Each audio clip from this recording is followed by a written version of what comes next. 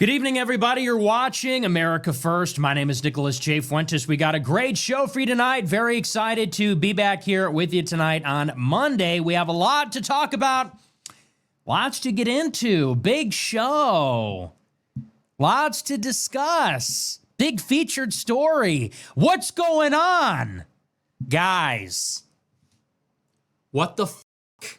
Okay, we can't start like that, but seriously, what is happening? I go away for a couple of days for Labor Day, and I'm having a good time. We're having fun and enjoying my time away from you, from the super chatters, from the trolls, the troll demons that are antagonizing me. I go and clear my mind for Labor Day weekend, and it doesn't even register that for a week, we don't see Trump at all. No televised appearances, no press pool, no press conference, nothing. Radio silence. We don't hear from Trump. I believe the last time we've seen him up close and personal was last Monday or Tuesday. It's now Monday. So it's been 6-7 days. Okay, Fibonacci sequence confirmed. Like, why does that keep popping up? But it's been 6 or 7 days for real since we've seen him. And people started to notice this late last week, I believe on Friday and Saturday. People realized we haven't seen Trump in a few days. He had no scheduled appearances Friday, Saturday, Sunday, cleared a schedule for today, Monday. And so people started to suspect that Trump had died and that this was being covered up. At the minimum, something has happened. Something weird is going on. This blows up. It goes viral over the weekend, like Friday or Saturday. It blows up. And I think there's like 300,000 posts on X that say that Trump is dead. And there's a lot of speculation. And what was really bizarre to me, because there's a lot of tenuous explanations. He's on vacation. He's taking a break. He's resting. Who knows? But you would expect that if everybody in the whole world, or a lot of people, thought that he was dead, what's Trump's move? What's he going to do the next morning? If on a Friday night, everybody is saying Trump died, we haven't seen him in days, what's Trump's obvious next move, knowing him? Oh, well, the next morning, he's going to be doing a marathon cabinet meeting. He's going to be doing a marathon press pool. And all the little MAGA shills are going to go on Twitter and say, oh, our fearless leader just spoke to the press for 7 hours. How does he do it? He seems to be aging in reverse. He looks amazing. But he didn't do that. They said that he went golfing, but the press was not allowed within a football field distance of the actual president. They weren't allowed to go up close and personal, weren't allowed to go on the golf course. And so what we got the following day and days were these blurry photographs from very far away. No cabinet meeting, no press pool, no press on the golf course, nothing.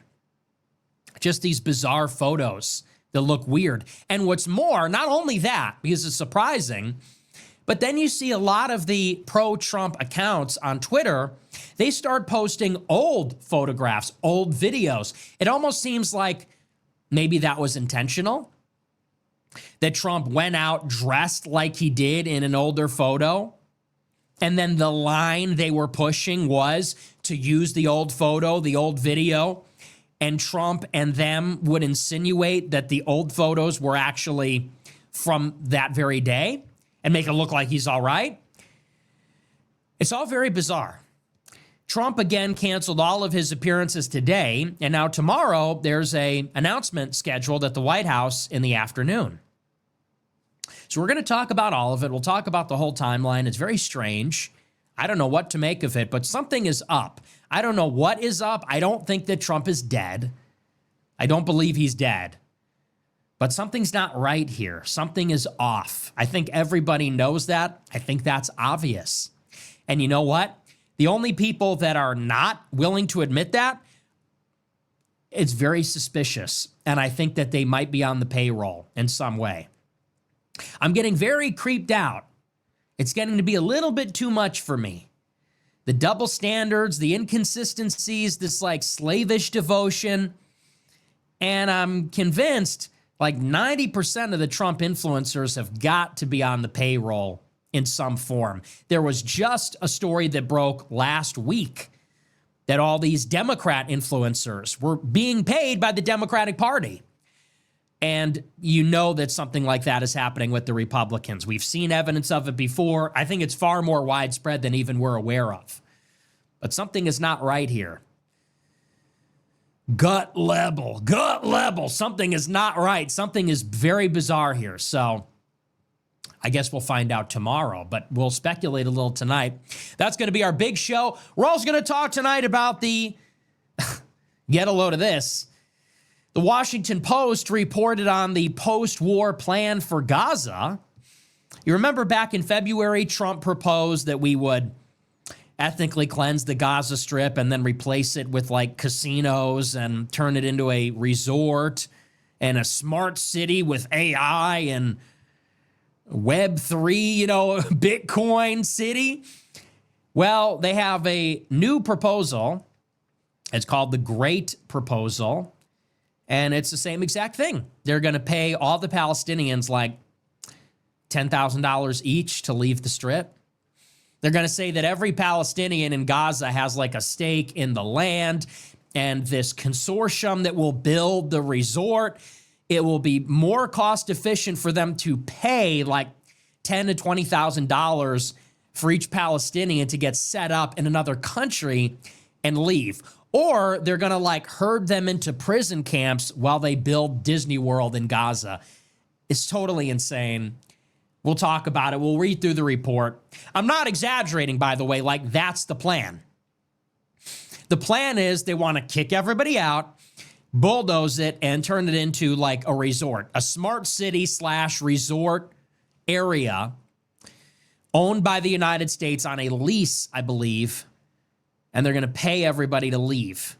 They're going to call it a voluntary departure, and they're going to pay everybody to leave, and the people that stay, if they allow anyone to stay, they're saying they'll literally be herded into like small pockets while they destroy and rebuild everything. So it just gets better and better. I mean, do you feel the golden age yet? Are you feeling it? Are you feeling it now? So we'll get into all that. Should be a pretty good show. It's good to be back with you. I wasn't here Thursday and Friday. I was out of town, taking a little break for Labor Day, and everybody was going crazy. People are bitching that I'm not doing a show. It's a holiday. I took a couple of days off, for crying out loud, and people in my group, in the America First group chat, are like, when is he coming back? 5 days without a show. It's like it's an internet show. Like, watch the replay. Get a grip. I go into the subscribers only group chat and people are losing their minds. I'm like, it's been 3 days. Like, relax. But it was good. Good to take a little break because it can get to be a lot. But the generational run resumes. I have a lot of big collaborations planned for this month, September.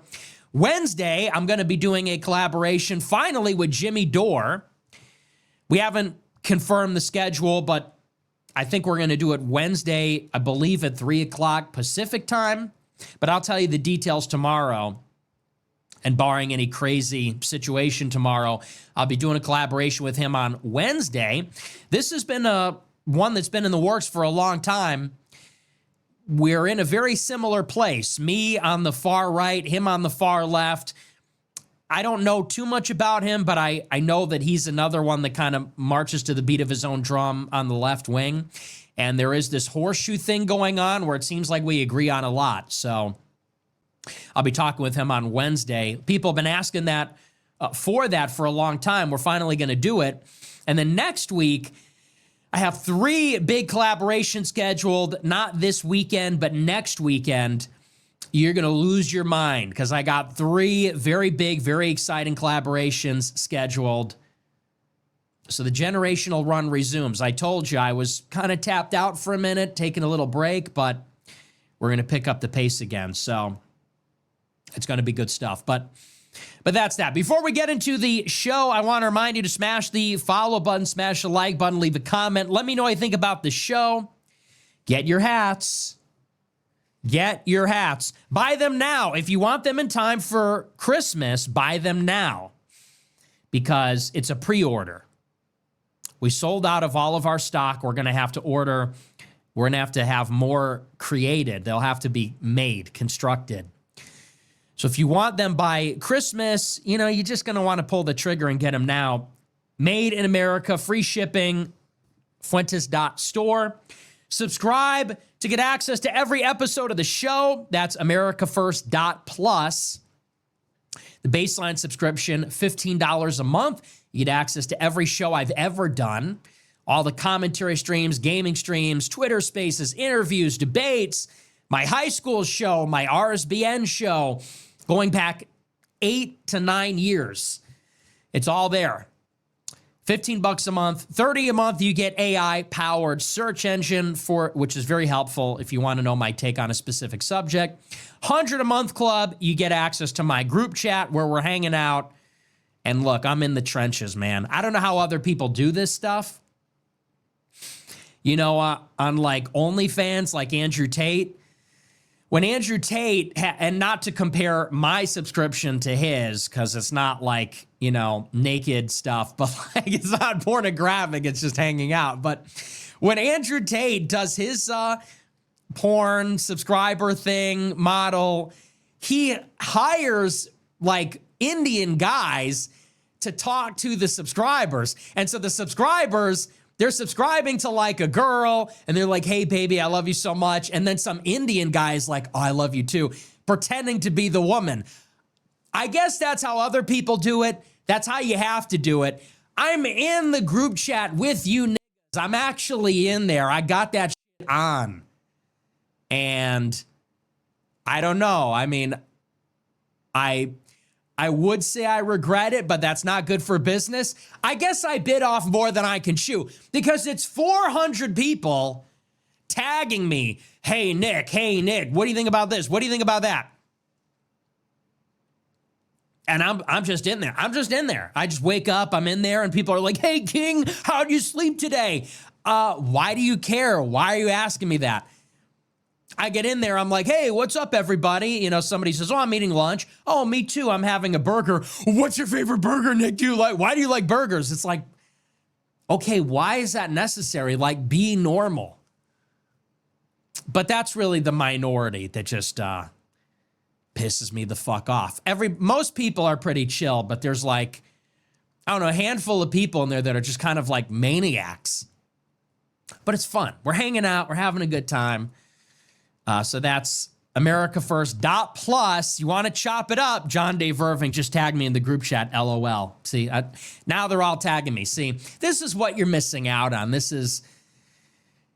It's mutual. It's mutual. People only see the crash shot on the super chats. They don't see.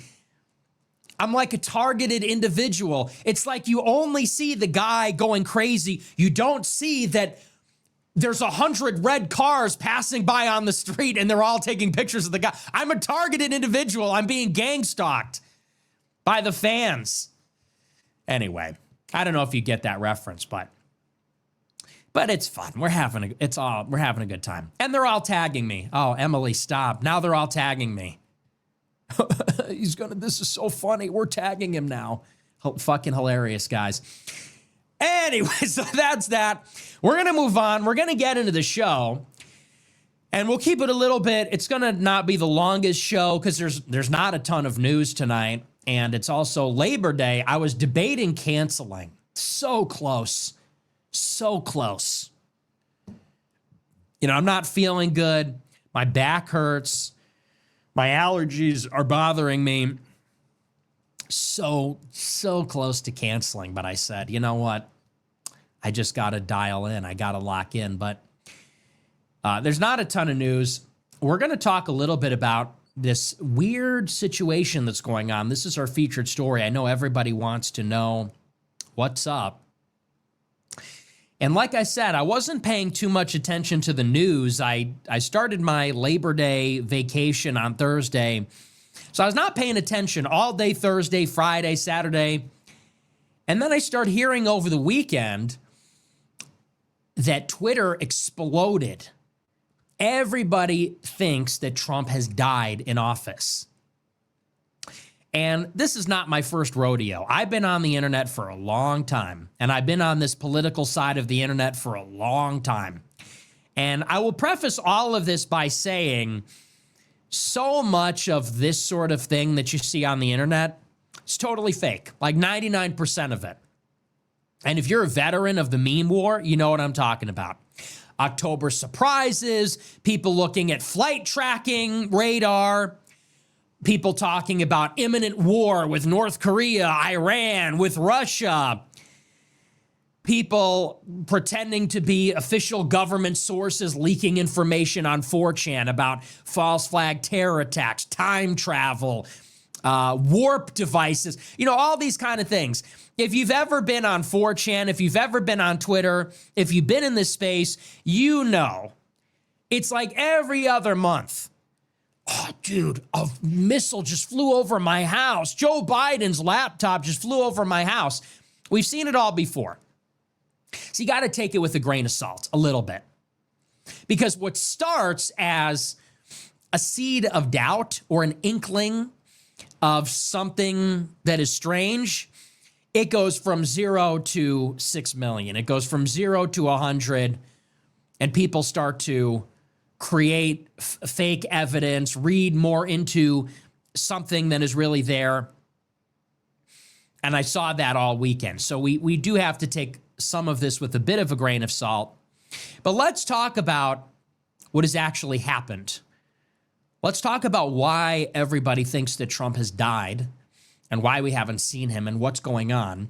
And the timeline goes something like this. It actually starts earlier than you think. We'll go all the way back. So like I said, this came on my radar and really with everybody late last week because people started to realize that, wait a second, we haven't seen Trump in days. Trump's last televised appearance was at the beginning of last week, I think on Tuesday, and Wednesday, Thursday, Friday went by and nobody saw him.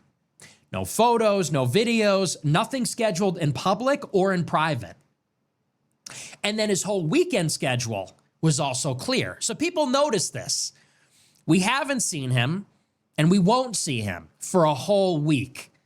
His Labor Day weekend plans are all gone. There's no schedule, nothing, as I said, in private or in public. And this is very uncharacteristic of the president. This is something that all of his shills, all of his glazers, his sycophants, this is something they always talk about, is that he's got this remarkable energy. They said last week he held a cabinet meeting that went 7 hours. And it was like reality TV, every cabinet member present, everybody saying their piece, everybody worshiping Trump, and all of the shills, all of the surrogates on Twitter saying, wow, this president, there's unprecedented access to him. He just takes questions from the press for hours. He just marches up to the press pool. He's on the roof of the White House. So this is different. This is uncharacteristic of him. To not see him for a week, and that's what it is, to not see him for days, inexplicably, no foreknowledge of this wasn't planned in advance. And then for him not to have anything scheduled indefinitely for 3-4 days, very bizarre, very uncharacteristic of the president. And so like I said, that's when this came on everybody's radar, and people started to say, is Trump all right? Why? Because everybody has noticed that the president is having some health problems. And it makes sense. He's 79 years old. He just turned 79, I believe, in June. So this is an old man. And this isn't just any old man either. He's already not very healthy. He doesn't exercise. He eats this terrible diet. And moreover, He has been in the crosshairs of the Death Star for 10 years. Ever since he came down the escalator 10 years ago, he has been subject to an unrelenting attack from the deep state, from the media, from his former associates, you name it. It's normal that an average president would age 20 years in 8.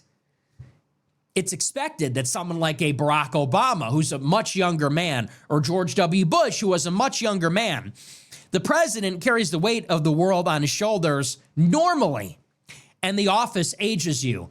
But for Trump to be the subject of the lawfare, getting shot in the head, being at that advanced age, it's just these multipliers on multipliers. At a certain point, he's a mortal man. It will affect him. So he gets into office, and we know this. He's the oldest, I believe, the oldest elected president. He's got all these issues, and people start to notice in the photographs that there are some symptoms here. First thing is swelling of the calves. People notice that if you look at his calves above his shoes, his calves are huge. And people say this is a cardiovascular problem. He's not getting adequate blood flow. Maybe there's something more serious going on. I'm not a medical doctor, but there's different theories. And some say it's more benign and it's just a product of his age. Some say it could be more of a problem.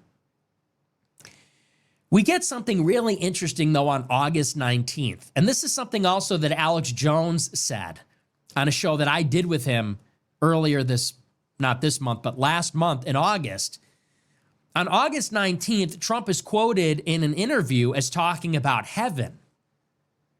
And in the context of his meeting with Vladimir Putin and bringing an end to the war in Ukraine, Trump says, "This will get me into heaven," he says, which is, once again, an uncharacteristic thing for him to say.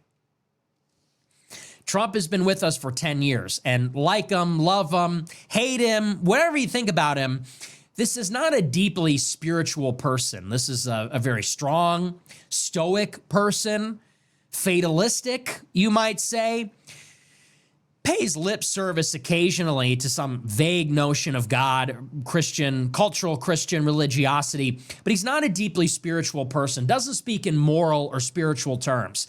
And when I saw that quote, I remembered this is something that Alex Jones has said to me also, that privately, people say that Trump is talking all the time about heaven, about going to heaven, about the afterlife, about these things, which is, again, just another one of those data points. It's another uncharacteristic thing. We also start to see a problem with his hands. He's wearing makeup, foundation all over his hand, covering up what appears to be a site on his body where he's been repeatedly injected with an IV, with something. They're monitoring his vitals very closely, very frequently, and probably his hand is bruised from a needle going in all the time. They released a list of his medications. So something is going on here. There's some sort of medical problem. They're covering it up. He's got swollen calves. He's got foundation on his hand. There's some other symptoms that you could say, you can read, you might say that people are reading more into them than there's really something there. You might say it's legitimate.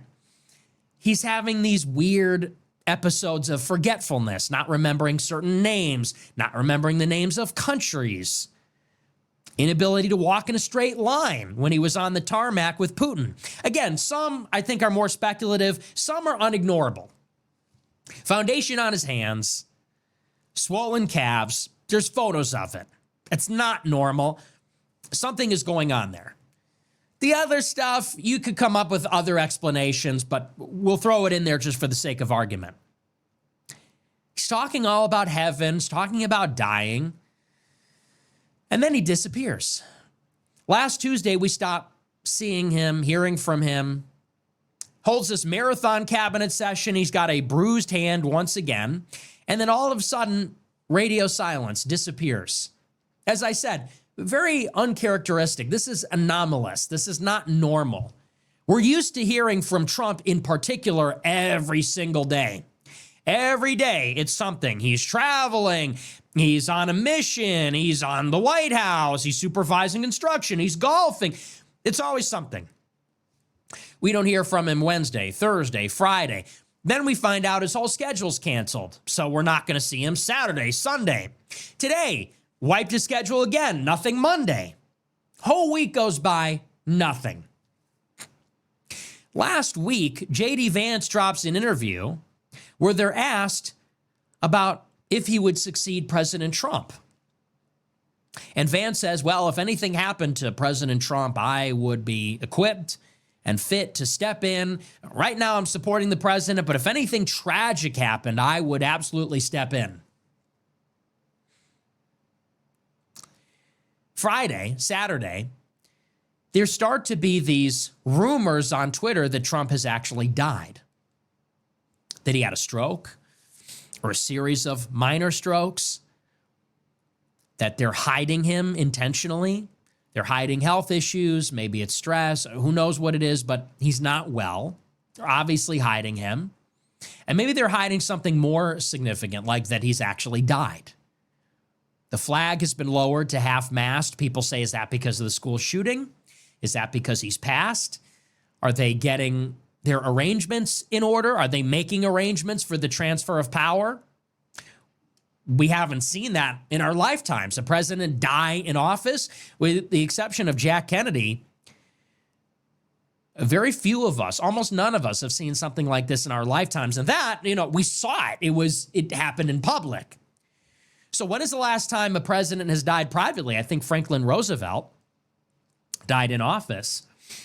So this is something that is totally outside of our experience. What does that look like? Are they going to go public with it the minute it happens? Does it take days? And so the speculation goes crazy. And this is a story about this. This is from Newsweek.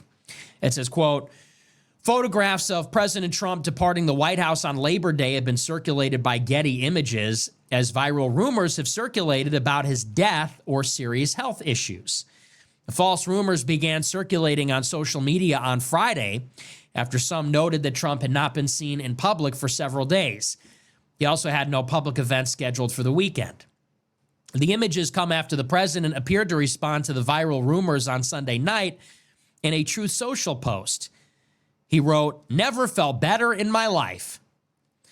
Some 158,000 X posts, including the phrase "Trump is dead" and 42,000 stating Trump died, had been made as of the morning on Saturday.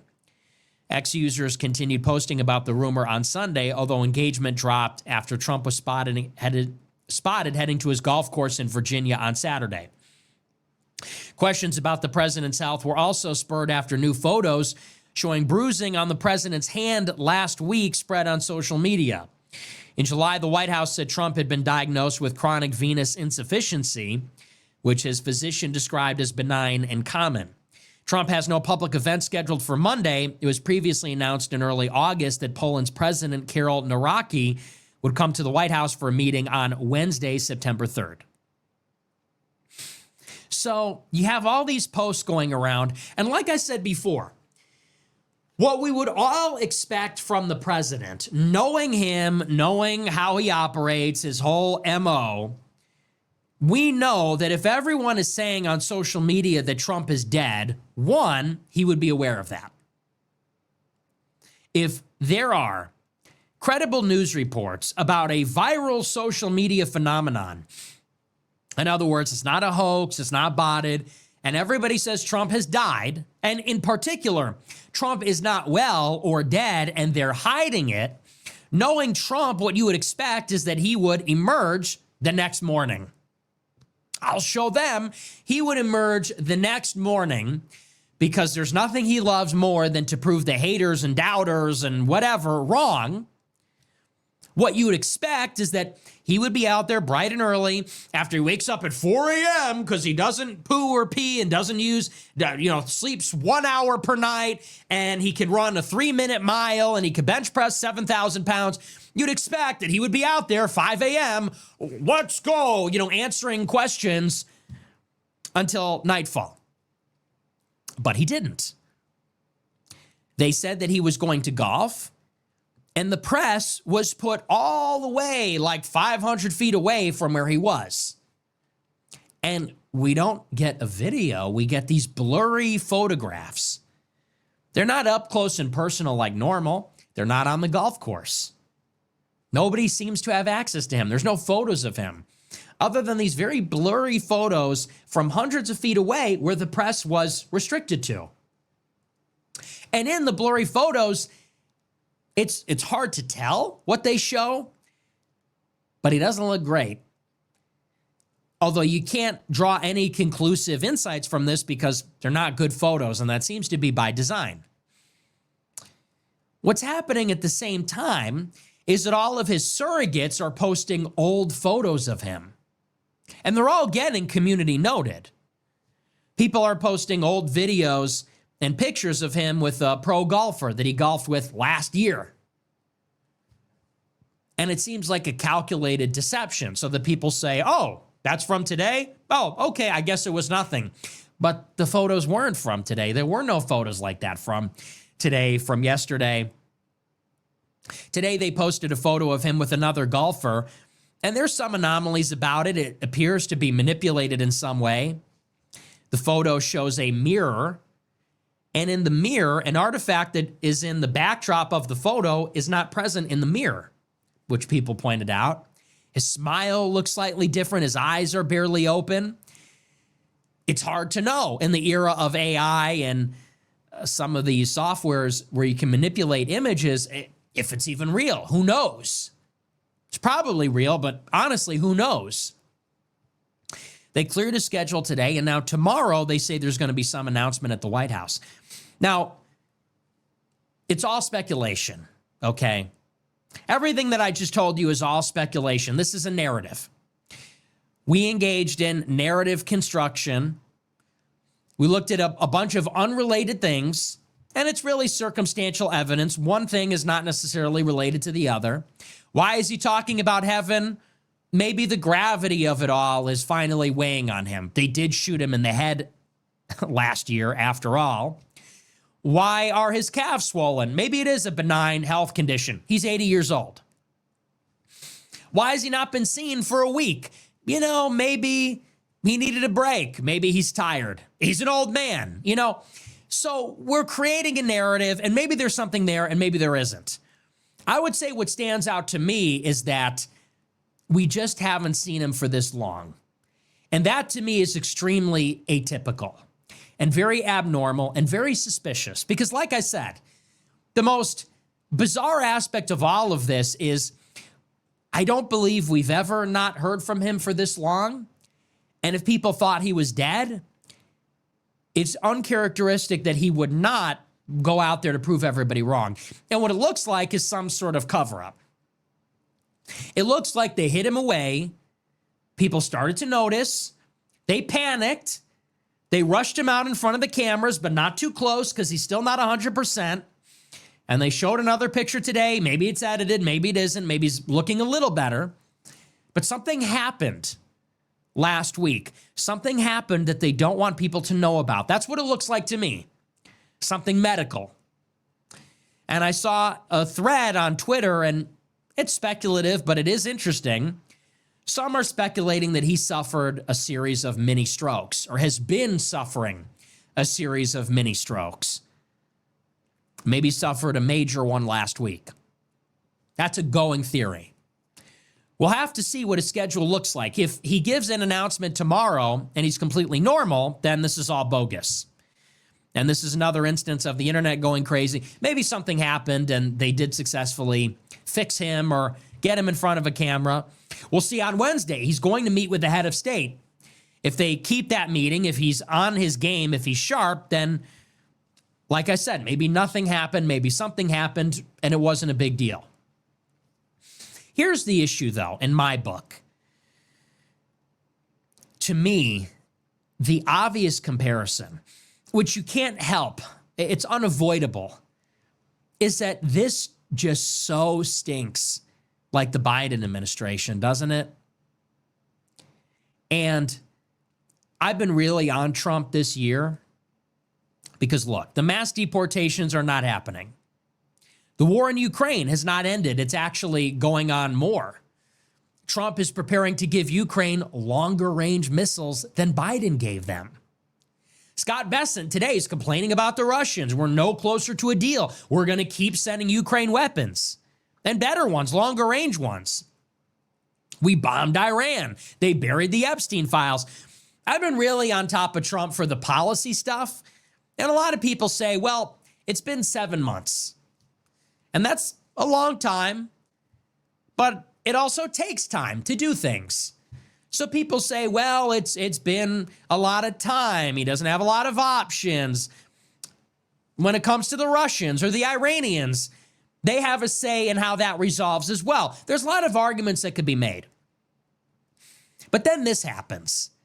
And it's like, is this administration like Joe Biden in literally every single way? It's getting impossible to avoid that comparison because the way that MAGA and Trump made it out is that Biden was the Antichrist. He was a puppet.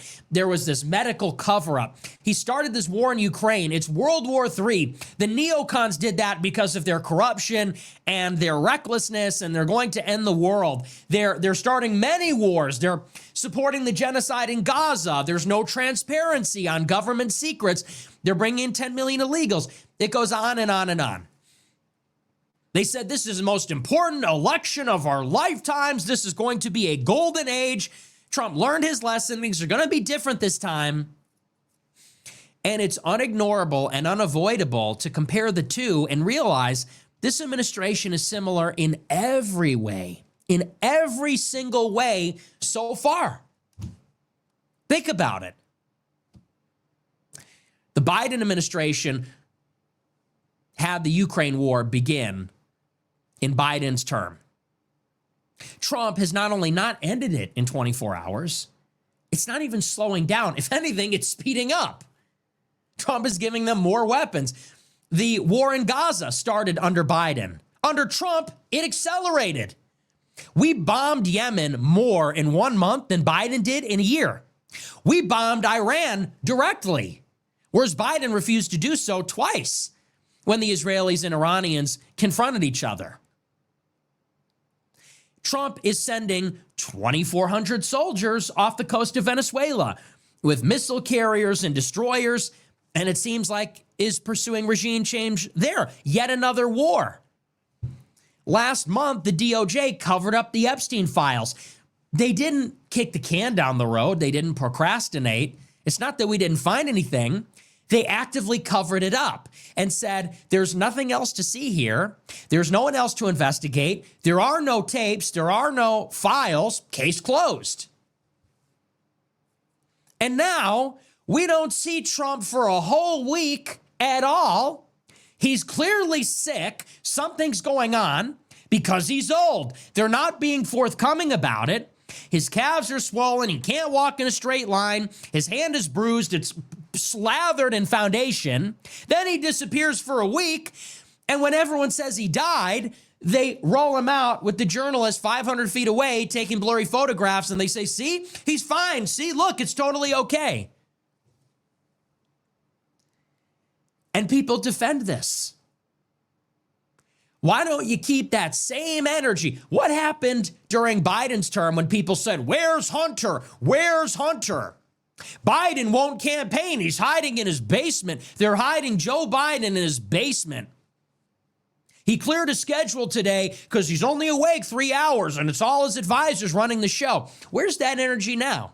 We haven't seen Trump in a week with no explanation. No one knows what's going on. No one has any, we don't know what's going on with this health condition that they're concealing. We don't know why we haven't seen him in a week. It feels like we're being lied to. And no one's got anything to say.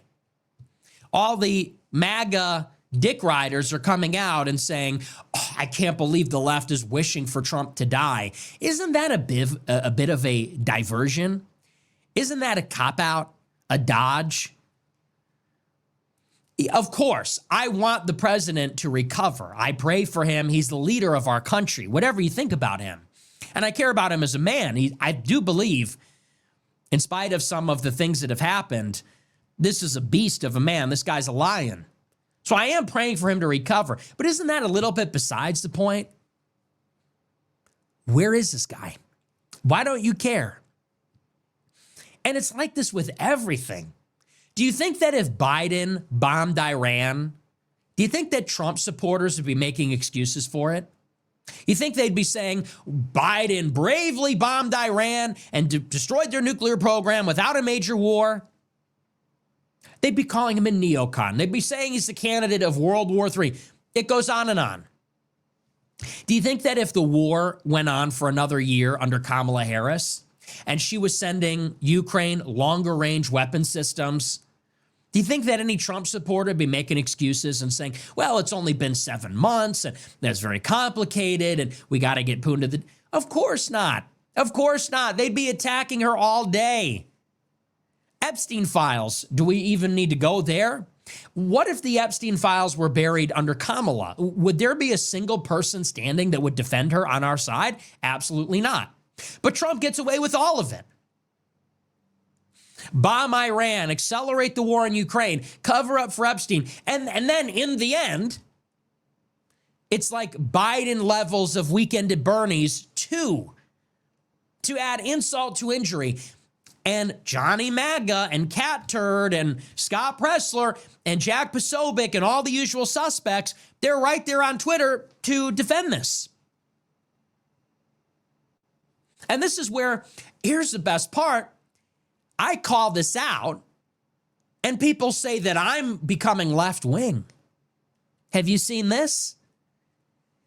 People say now that I'm liberal. The Democrats are making a play to support the Groypers, and I'm left-wing, and I changed.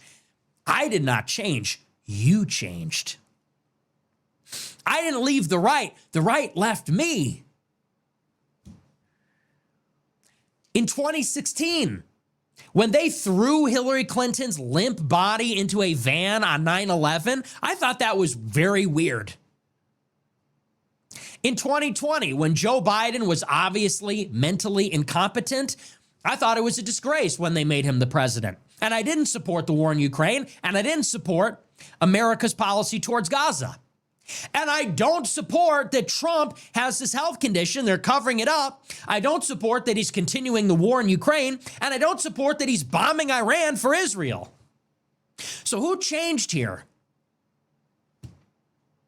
Who pivoted? Who went in a weird direction? I didn't become left-wing. You became just like the people you purport to oppose. Isn't it weird? All those people that said, where's Hunter? Where's a laptop? Where's Joe Biden? Suddenly, crickets. When Trump disappears for a week, when he's got an issue, they got nothing to say. Oh, he's aging in reverse. No, he's not. And that's insane. If you, honest to God, look at a picture of Trump like these people do and say, incredible, he's aging in reverse, like you have lost the plot. You have gone insane. We are through the looking glass when Trump supporters are saying, he's fine. He's fine. Ignore the giant foundation on his hand. Ignore the swollen calves. Ignore the fact they disappeared for a week and then they did this weird cover-up where they took pictures from Baltimore of him at the White House, practically. And it just goes to show, I am right-wing. I am America first. Am I the only principled person left? Am I the only Trump supporter or former Trump supporter that will apply America first to Israel? Am I the only former Trump supporter that will hold Trump to the same standards as Joe Biden? And obviously I'm very right-wing, but maybe more than anything, I'm a free thinker here. I'm not owned by the GOP. I am not beholden to the GOP in any way. I don't take money from the GOP, not over the table, not under the table. Everyone knows that. I've been disavowed by the GOP. Fuck the GOP. I'm not beholden to Trump. When I like him, I like him. When I don't like him, I don't like him. And unlike all these other people, I'm one of the only ones that can say that. Every other one of these influencers and politicians, They can't say that because they want to have access. They want to get their photo op in the White House. They want to get their picture next to the president. They don't want to lose their next primary race. They don't want their network to lose access to the briefing room, and on and on and on. I have emerged as one of the only people that is even capable on the right wing because I'm the only one that hasn't built my brand. I haven't created some grift out of riding the president's coattails and everything and anything he says and defending everything and anything he does. I'm one of the only people that created something completely independent from that. And so if I don't like it, I can say that. And most of my audience, a surprising majority, is going to ride with me rather than with him. And I think that's necessary because I'm going to be the first one to say it. This is a sinking ship, you guys. This is a sinking ship. Because newsflash, the storm clouds are rolling in over Iran all over again. Pay attention. You'll see it. The war in Ukraine, that's not stopping anytime soon. And when it does, we're going to lose. This debt keeps getting higher. Interest rates making it very expensive to support that debt. We're going to have to get rid of it somehow. We're going to monetize it. That means more inflation. It's going to be a bumpy landing for this economy if it ever comes down. I think it's going to get ugly here. And look, he's losing people, man. Yes, he's got a 90% approval rating among Republicans, but look at his approval with 18 to 25s. Look at his approval rating with independents. It's nothing but down. And their next trick, their next act, is they think that they can shepherd all the Trump supporters to become Vance sycophants. That's their next trick. Now for something completely different, they think, and on some level, they can get away with Trump because people have an emotional connection to him. It is a true to form, cult to personality, the charismatic leader. They can get away with that, and they could get a lot of mileage out of that.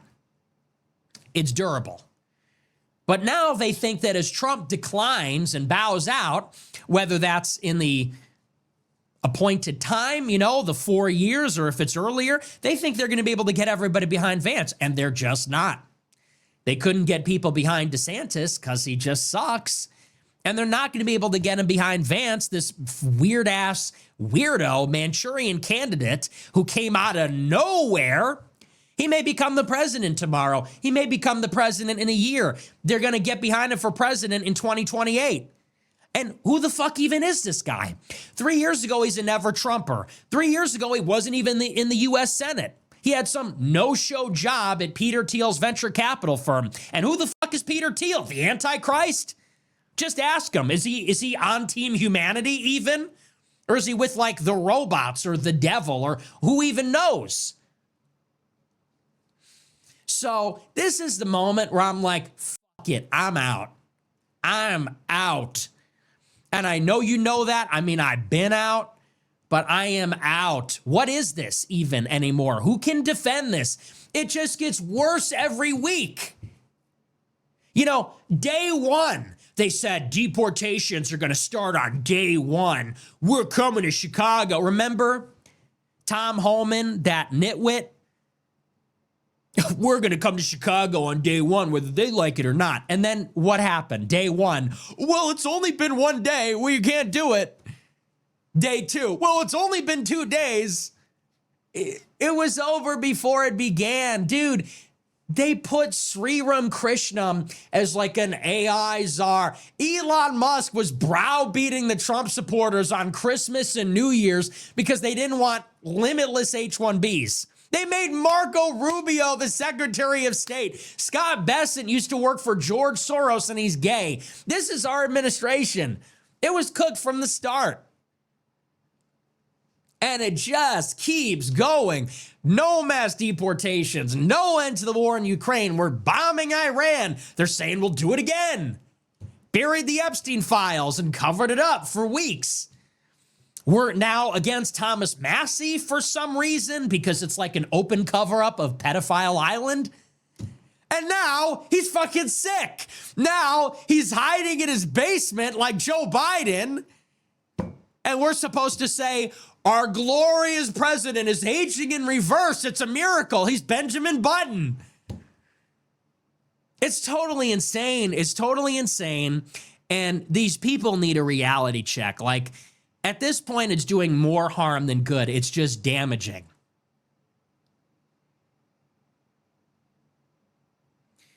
So that's my position on the whole thing. Maybe he's going to come out tomorrow and he's going to be fine. I still don't like it. Something's up. You know it. I know it. It's obvious. I don't know what they're going to announce tomorrow. Maybe he'll be back and he'll be fine. Maybe he's stepping down. Who knows? It's really weird. Something is off here. Everyone knows that. And under any ordinary circumstance, this crowd would be all over it because this crowd is insane, you know? They thought that Trump was the shadow president for 4 years at Guantanamo Bay, like, you know, giving Hillary Clinton the death penalty. And we don't see Trump for a week and people are saying, you know, I'm sure that's fine. Like, it's all wrong, dude. It's all messed up. So, more of the same. But we'll see. I mean, I might stream it tomorrow afternoon. I might not. I'm not sure yet. But I don't like it. So we'll have more on that tomorrow. Our other story tonight, we're going to be talking all about the new plan for Gaza. Get a load of this.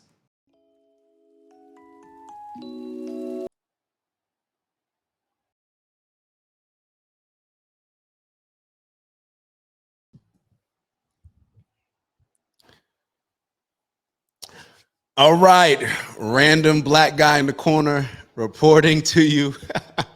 Got some feedback, of course. But first, we're going to actually play, since we have the benefit of hindsight. Obviously, I'm wearing something different. In the video last night, I was reviewing Nick Fuentes' show as it was live. Obviously, today, we can look at what Trump actually did say. So now we can look at what Trump did say today at his press conference. And in particular, we're going to look at one part. All right. So we're going to look at that one part, and then I'll come back and give y'all my feedback on everything.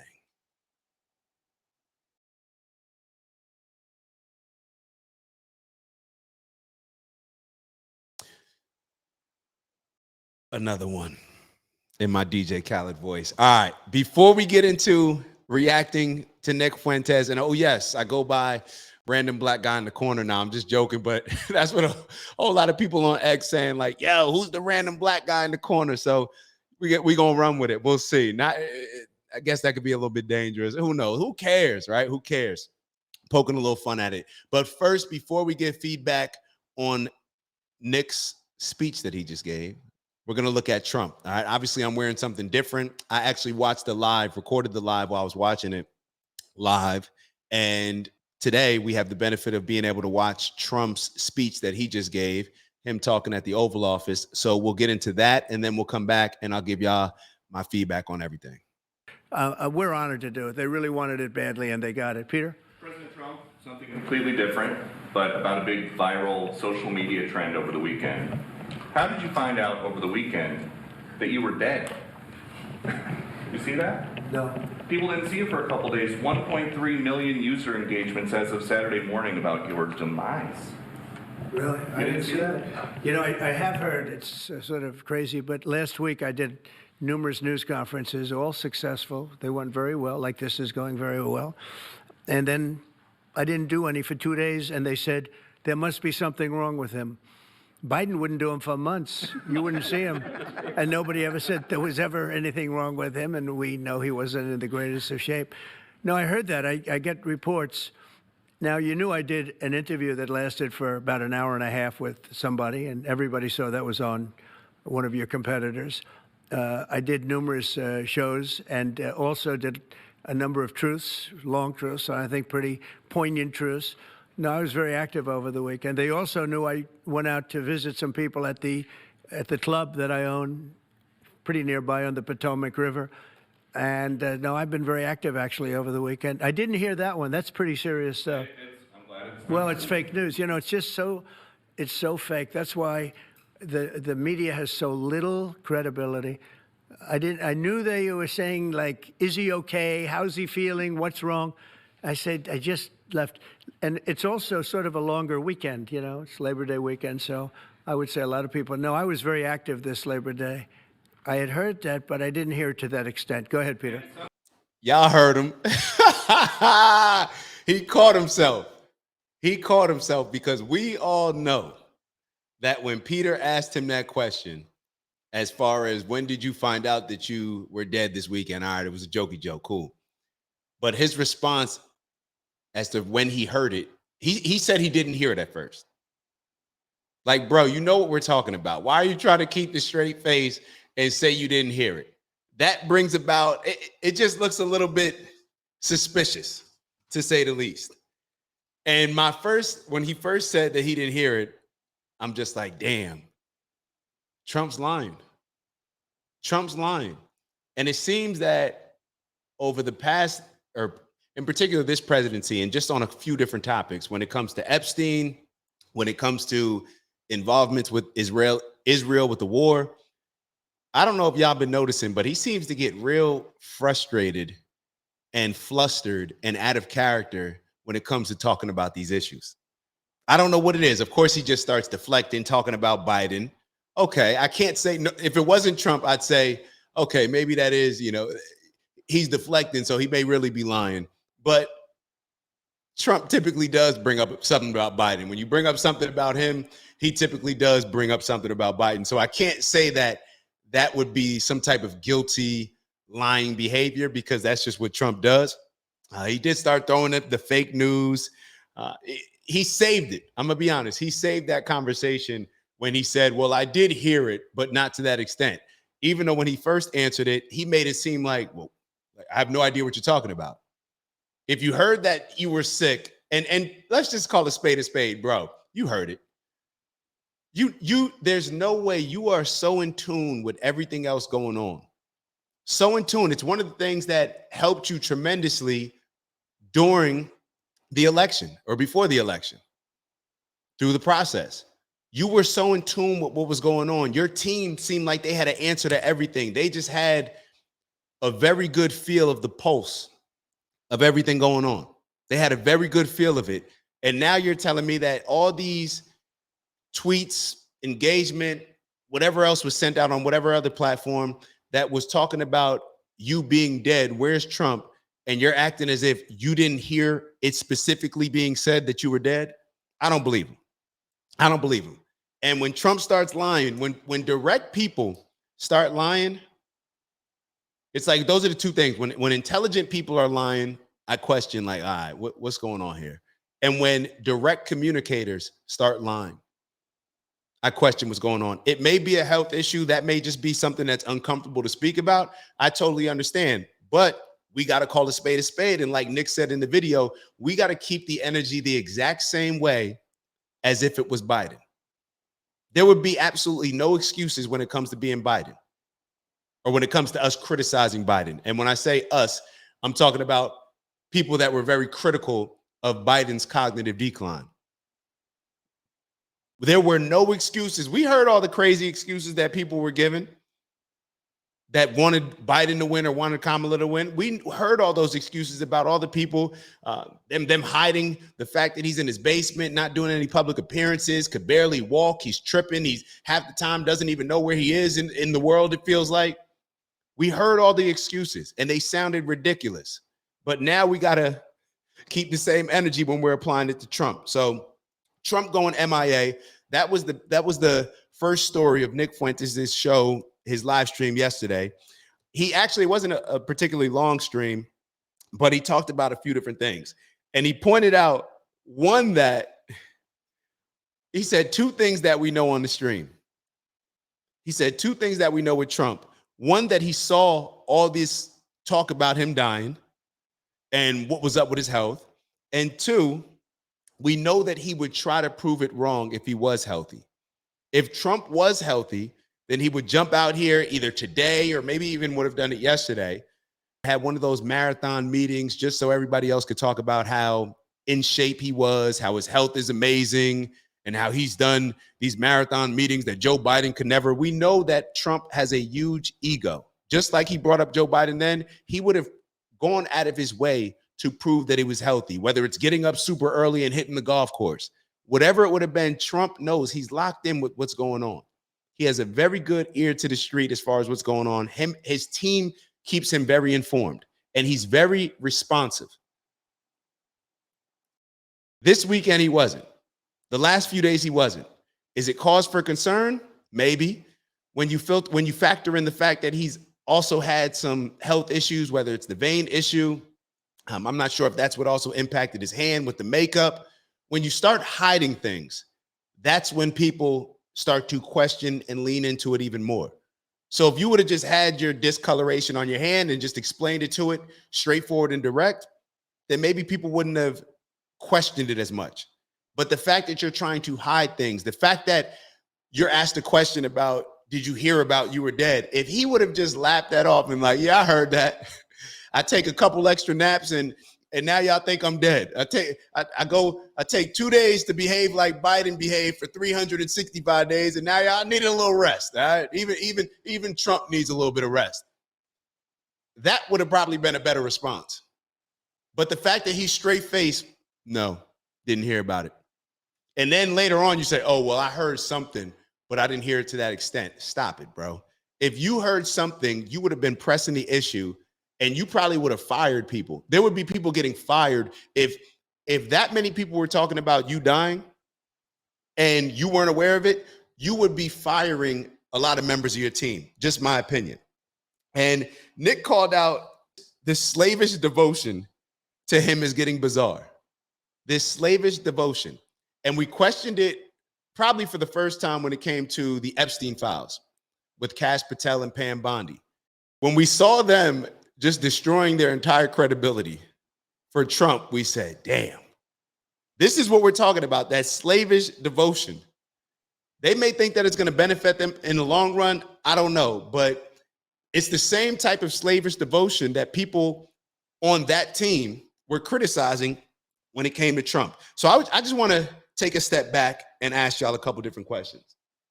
This is a message that I would have for a lot of super duper MAGA supporters. I know Nick used a different word. He said the MAGA D riders. I have a message for y'all. I got a question for y'all, or maybe some advice, take it or leave it. Think back to why MAGA was so impactful. Why was MAGA so impactful? And what was necessary for the MAGA movement to even occur? It was the willingness for people to see through the BS, to step away from the establishment, to stop doing what you just are used to doing and think outside the box. Think for yourself. Be a free thinker. Hold everyone accountable. Don't just be a slave to your political party. Be open to hearing Trump out, right? All these things had to play a role in order for MAGA to become what it once was in its peak. I can't say it's at its peak now. That energy is no longer there. MAGA is giving off a lot of establishment energy. And when I say MAGA is giving off a lot of establishment energy, I mean the energy that makes Democrats become never Trumpers, not care about the policies that they're pushing. You got conservative men that will say, I'm never voting for Trump. I've sat down with people and listed out, hey, these are the issues. These are what the Democrats, Kamala Harris and Joe Biden are pushing. This is what Trump is pushing, right?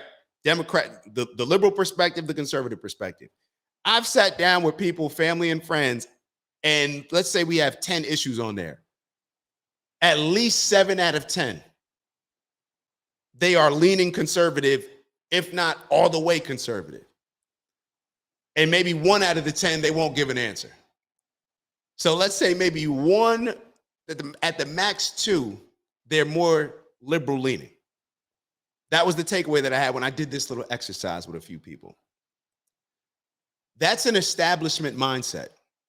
When you're voting against your own interests just because you're so emotionally attached to your hatred for the other side or your love for your side. And most of the times it's still built, that love is still built on the hatred for the other side because that's how they appeal to you. That's how they create this resentment that Nick was talking about the other day on his live stream. resentment politics, feeding into the fact that you're angry and upset and stoking the fire. That is the same energy that makes people, no matter what, vote conservative, never entertain the other side. There's a lot of people that may hear Nick saying, maybe I'll entertain a Gavin Newsom. And there's a lot of people in the comments I've been seeing like, look, you're taking it too far, Nick. I would never entertain a Democrat. I've said that before, but I've corrected it and said, based on how the party is currently constructed, I can't see myself voting for a Democrat. But it would be very simple for me to vote for a Democrat, just like it would be very simple for me to not vote. I've gone from voting Democrat to not voting for 2 elections to voting for Trump. I vote based on, I've reevaluated every time based on what's I believe is in my best interest. When I decided to step out and not vote, it was because like, yo, F y'all, y'all ain't gonna use me and I'm not sold on the other side. So therefore, what's gonna happen is, what I would think would happen, people don't pay attention to the people that just blindly vote for them. See, these politicians don't care about the people that have the most loyalty to them. That is why they never do anything for the Black community, because Black people have the most loyalty for them, and it's blind loyalty based on them never actually having to fulfill any of the campaign promises that they make when they're actually in office. We see this over and over, whether it's Barack or anybody else for that matter. Biden, same thing. Or when it comes to people that are governors, mayors, same thing across the board. So for me, I said, you know what? In order to get me for you to pay attention to me, maybe we got to take a couple steps back so we can start jogging forward. So I said, all right, I'm not going to vote. And then after the election, when you realize why you're reevaluating or evaluating why you lost, you're going to sit there and go over the numbers like, damn, why did this group not show up? Why did this person not show up? They're not going to be thinking about the people that actually did vote for them. And it happened. I remember listening to one of the public, is it Dan Lehrer or Bill Lehrer? My apologies. I always forget the name, but my dad would send me that stuff. And I remember listening to it. And right after Trump won in 2016, their segment, which covered the entire show, was, damn, how did Trump win? And all they were doing was calling people that typically vote Democrat that didn't decide to vote Democrat that year. So sometimes you may have to implement different strategies in order to get people's attention. Now, I had a whole bunch of people in my ear talking about your ancestors died for the right for you to vote. They died for it. No, my ancestors died for a whole bunch of reasons. And perhaps one of those did have to do with voting, but it wasn't just for the right to vote for people that have actually no plan of action, that totally disregard me, don't value my vote because they never have plans of actually doing anything when they get in office. And they've shown this over and over. That's not what they died for. They died for me to be intelligent enough to not just stop and think that the goal was just to vote, but for your vote to actually mean something. And the only way your vote is going to mean something is when you have leverage and people do not take your vote for granted. And I remember talking to a bunch of Black people about that and them getting it, processing it and saying, you know what, you're right, but I don't think you'll ever get enough Black people to do it. So therefore, I'm just going to keep voting Democrat. That's the mindset. That's the mindset. That's why I get excited when a dude like Nick is talking. Because, yo, my impact is going to be what it's going to be. I'm always going to stand on the things that I stand on. I'm going to push the same message. Y'all can go back to my videos from 3 years ago, 2 years ago, a year ago, and maybe even before that. I'm always going to give my opinion as direct and honest as possible. I'm a straight shooter when it comes to that. So when you have a guy like Nick, who's willing to speak out on these things, who's willing to press the issue on a lot of these topics, you have the opportunity to now do what a lot of those people that I spoke to thought wasn't possible. To get people to wake up and realize, like, even though this may be a far-fetched concept of not just voting for the establishment Republican candidate or the establishment Democratic candidate, now we have that opportunity. That's why they're trying to keep us away from Nick Fuentes. I told y'all before, I just started reviewing his videos maybe a week and a half ago. Other than that, I wasn't really paying attention to him. What made me actually pay attention to him was all y'all in the chat or all y'all in the comments that keep telling me, writing me, you shouldn't platform this man. You never give me any reasons. And if there's reasons, there are always statements without backing it up with anything. You shouldn't platform him. You shouldn't do this. Y'all are the people. You guys are the reason why I was even interested in hearing him out. Because I'm like, why are all these people trying to convince me that somebody's so racist and they're this and they're that? If they're all those things, then why do you have to press it so much to me? It's almost like, let's say you're dating somebody or think back to high school. Let's say a girl likes a guy. A girl likes a guy named Jeff. But then you got Bob over here who's friends with the girl caught in the friend zone. Bob is telling that girl, no, Jeff's a terrible guy. He's this, he's that. He treated his last girl. That girl is going to be sitting there thinking like, damn, Bob, like, are you threatened by Jeff? You're painting him out to be such a terrible person. When she actually does interact with Jeff, it's going to be a way more pleasant experience. Y'all painted the picture of Nick Fuentes to be this Hitler-like character who hates Black people, and all he does is call us the M words and all this stuff. He's a racist. He wears a Klan hood. And then when I actually listen to him, I'm listening like, oh, he was just making fun of like these people with this Nazi mindset that just want to go out there and just round Black people up. Like, he was making fun of them. And whether I agree with him on everything or not is completely irrelevant. How do I find out whether or not I agree with him on different things? I got to listen to him. Clearly, if you're telling me that I shouldn't listen to him, then that means that you've listened to him. And I'm sure you're not formulating an opinion on just listening to him once, right? So if you're not formulating an opinion on just listening to him once, then why would you not want to give me the same courtesy to listen to him and to process him and formulate my own opinion on him? Or do you think you're just more intelligent than everybody else? That's why we shouldn't spread his message. Because if he was truly pushing things that were as evil as y'all make it seem, then you would want to put him on blast, right? Didn't y'all try to put a whole bunch of things that y'all thought people would react to when it comes to Trump and look at him in a negative way? Didn't y'all keep trying to push that stuff? So who's really doing the promotion of Nick Fuentes? If you ask me, it's all y'all that are trying to not platform him. The Tucker Carlsons, the Patrick Bet-Davids, the Charlie Kirks who's scared to debate him, the Pierce Morgan who won't have him on the platform. Patrick Bet-David has literally like all these mob people and all types of people. You got, I don't even want to start saying names, but you got all these people that you interview, but you won't interview Nick Fuentes. It's insane, but that's just where we are. So what I started off that segment was by asking or recommending some advice to the MAGA folk. Remember what created MAGA. Remember that energy. It was the ability to criticize people that you weren't supposed to be able to criticize, that you were supposed to like and root for like a fan, and that you were supposed to be a slave to, right? These political parties. It was your ability to take a step back and say, nah, I'm not going with what they say, and I'm not going with what they say.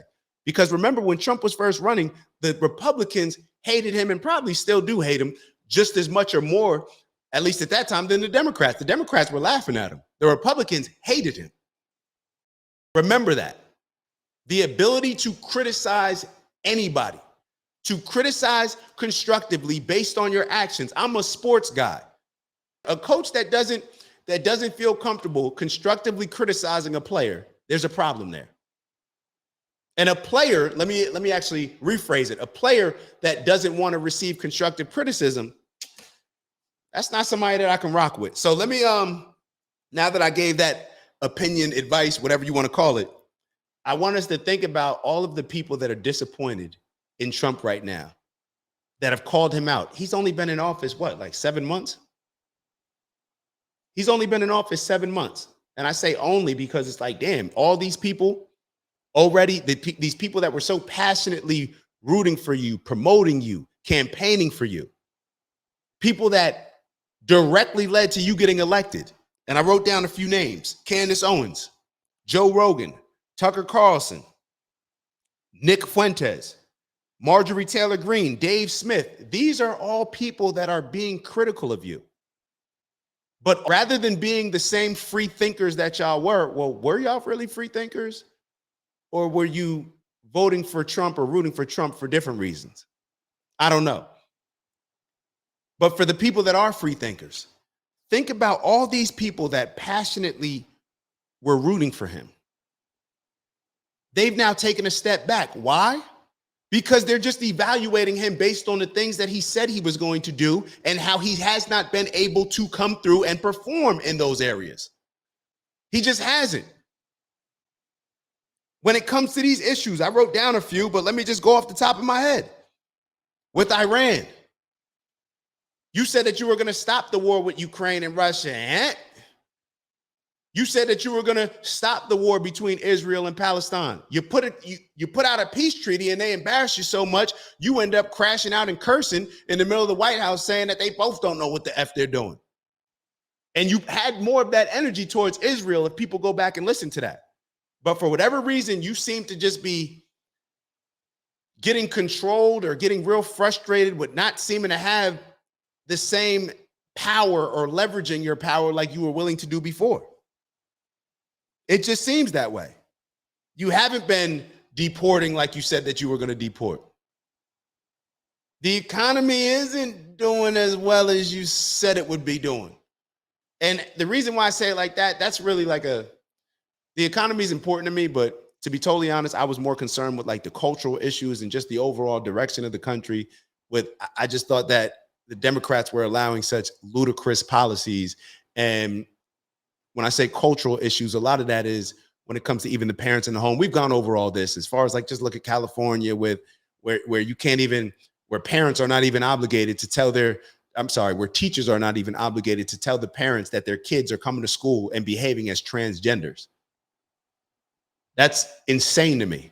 But there's a lot of those issues and now I'm looking back, and one of the issues that I said I was always going to be worried about when it came to Trump was his involvement with Israel. The Epstein files, y'all made a big deal on that, right? You and your team, y'all were running around saying, we got to release this. We got to release this. Now y'all act as if it's nothing. Oh, there was nothing there, nothing to see it. Okay. This is why people are calling you out, Trump. And then think about the people that were never Trumpers who are around him, whether it's J.D. Vance, and Nick Fuentes always talks about this with the technocrats. And you talk about Peter Thiel and his involvement. He was a former partner of Elon Musk. Elon Musk getting involved with him. And Nick brought up a great point when it comes to a lot of these people that are powerful leaders in the country. They're not from here. Perhaps they do not have as strong of an affiliation to Americans as the common American. And wealthy people in general, we already went over this, I think, in the last video, where we're talking about wealthy people in general. These wealthy people in general, these elites, they have no affiliation to a nation, to a political party. They're putting money everywhere.